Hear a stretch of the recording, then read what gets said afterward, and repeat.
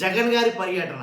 ఈరోజు జగన్ గారి పర్యటన అయితే ఉండబోతుందండి. ఎలా అంటే అంబటి రాంబాబు గారి మీద ఏదైతే దాడి జరిగిందో, ఆయన కారులు తగలబెట్టేయడం, ఇంటిని ధ్వంసం చేయడం, ఆఫీస్‌కి నిప్పు పెట్టడం, ఇలా ఏదైతే జరిగిందో ఇవన్నీ జరిగిన తర్వాత అంబటి రాంబాబు గారిని అరెస్ట్ చేయడం జరిగింది.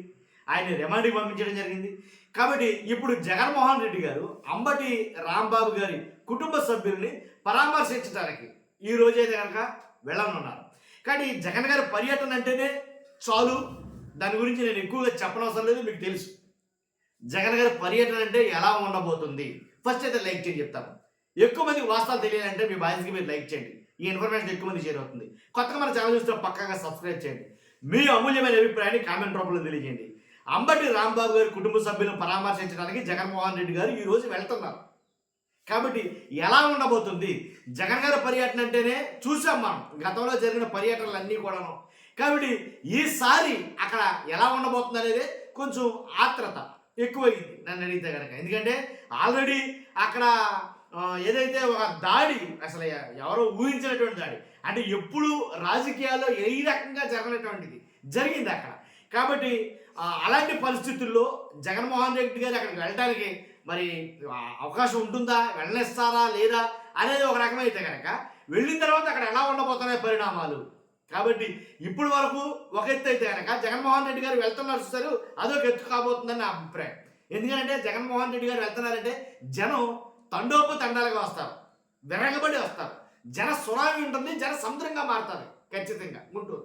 కాబట్టి అలాంటప్పుడు అంత జనాన్ని కంట్రోల్ చేయాలా. ఆల్రెడీ కొన్ని అల్లర్లు అయితే కనుక జరిగినాయి. మరి జనాలను ఎలా కంట్రోల్ చేస్తారు, మరి ఎంతమంది జనం వస్తారో ఏంటనేది ఒక రకమైనటువంటి ఆలోచన.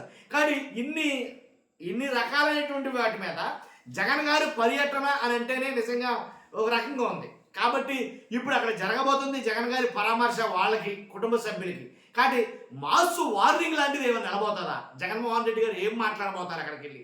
కాబట్టి ఎవరైతే ఒక ఎమ్మెల్యే ఆధ్వర్యంలో ఈ దాడి జరిగిందో ఆ ఎమ్మెల్యే గారిని, అలాగే ఆ భర్తని వదిలిపెట్టేసి, ఆ ఎమ్మెల్యే గారిని వదిలిపెట్టేసి మిగిలిన వేరే వాళ్ళ మీద కేసులు కట్టడం, కానీ వాళ్ళకి మాత్రం ఒక క్లీన్ చీట్ ఇవ్వడం, మీరేం చేయలేదు, మీకు ఈ గొడవకి సంబంధం లేదు అని ఒక క్లీన్ చీట్ ఇచ్చి వాళ్ళ మీద ఎలాంటి కేసులు పెట్టకుండా మిగిలిన వాళ్ళ మీద కేసులు పెట్టడం, వాళ్ళని అరెస్ట్ ఏదో నామమాత్రంగా చేయడం, ఇది ఎంతవరకు సమంజసం అని చాలామంది మాట్లాడుకుంటారు. కానీ వాస్తవంగా గొడవ జరిగినప్పుడు ఉన్నది ఎమ్మెల్యే గారే.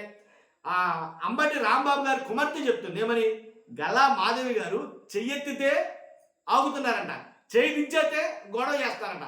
అలాంటి అంటే ఎమ్మెల్యే గారి కనుసన్నలలో జరిగినటువంటి ఈ దాడి గురించి ఎమ్మెల్యే గారికి సంబంధం లేదు, ఎమ్మెల్యే గారిని కేసుల్లో పెట్టడం కుదరదు అని నామమాత్రంగా ఎవరిని అరెస్ట్ చేయడం ఎంతవరకు సమంజసం అని చాలామంది దీని మీద వైఎస్ఆర్సీపీ నాయకులు ప్రశ్నిస్తున్నారు.